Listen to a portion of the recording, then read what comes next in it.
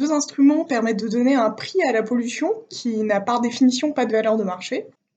La principale différence entre une taxe carbone et un marché du carbone, c'est que la taxe carbone va directement fixer ce prix et l'ajouter au coût d'un bien polluant ou d'une activité polluante, les carburants par exemple, alors qu'un marché du carbone va passer par un contrôle des quantités d'émissions de substances polluantes. Dans le cadre du marché du carbone européen, par exemple, la Commission distribue chaque année un certain nombre de droits à polluer aux entreprises polluantes qu'elles doivent rendre à la fin de l'année selon ce qu'elles ont émis durant l'année. Et donc le régulateur décroît progressivement ce plafond de telle sorte à créer une rareté artificielle de permis et à faire émerger un prix du carbone. Dans un monde idéal, les 2 instruments sont équivalents, mais en pratique, un marché du carbone se prête particulièrement bien aux problèmes liés au changement climatique, puisqu'il permet de contrôler la quantité de gaz à effet de serre présente dans l'atmosphère, et donc ainsi d'éviter certains dommages environnementaux qui seraient liés au franchissement de cette quantité maximale.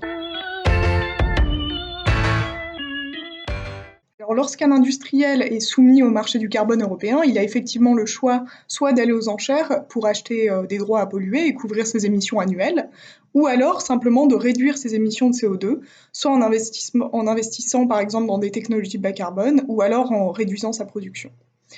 Donc il y a plusieurs éléments qui vont influencer ce choix. Le premier est le coût marginal d'abattement de l'entreprise, donc c'est-à-dire l'arbitrage entre la perte de revenus liée à la dépollution et l'achat de permis supplémentaires. La deuxième chose est l'arbitrage intertemporel de l'entreprise, donc ce qui veut simplement dire que l'industriel va anticiper un resserrement de la régulation dans le futur et donc une augmentation du prix du carbone, et il aura peut-être intérêt à acheter des permis aujourd'hui, à les garder en réserve pour une utilisation future. Les 2 ne sont pas incompatibles. D'une part, la réserve de stabilité a pour but de stabiliser le prix du carbone et d'absorber les chocs économiques sur le marché. Donc en aspirant un certain nombre de quotas du marché lorsque le surplus total de quotas inutilisés passe au-dessus d'un certain seuil, et à l'inverse en les réinjectant lorsque ce surplus passe en dessous d'un certain seuil. Et d'autre part, le prix plancher permet de garantir un certain retour sur investissement